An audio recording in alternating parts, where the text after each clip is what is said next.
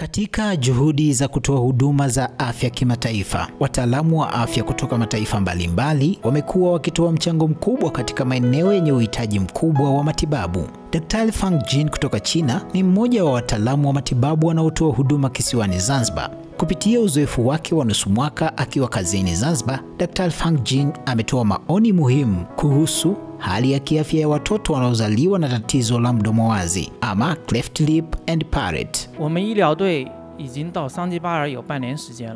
Timu yetu ya matibabu imekuwa Zanzibar kwa nusu mwaka. Katika kazi yetu ya kila siku tumegundua kuwa idadi ya wagonjwa wenye matatizo ya mdomo sungula na cheo palati ni kubwa zaidi ikilinganishwa na China. Hali hii huenda inahusiana na tofauti za kiutamaduni na teknolojia ya kitabibu kati ya nchi hizi mbili. Nina mapendekezo mawili. Kwanza, wanawake wajawazito wanapaswa kufanya uchunguzi wa kiafya kabla ya kujifungua na kujilinda kipindi chote cha ujauzito. Pili, jamii inapaswa kuwajali na kuwapenda zaidi watoto wenye matatizo ya mdomo sungura na cheo palati.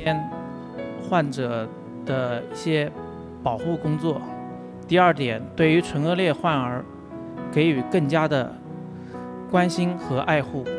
Kauli ya Daktari Fang Jin inaonyesha kwa uwazi umuhimu wa elimu ya afya kwa jamii pamoja na upatikanaji wa huduma bora za kitabibu hasa kwa akina mama wajawazito. Pia inatufundisha umuhimu wa huruma na mshikamano wa kijamii katika kuwasaidia watoto wenye changamoto za kiafya. Hili ni wito kwa jamii ya Zanzibar na Afrika kwa ujumla kuchukua hatua za kujikinga na pia kuwajali watoto wanaozaliwa na matatizo ya kimaumbile.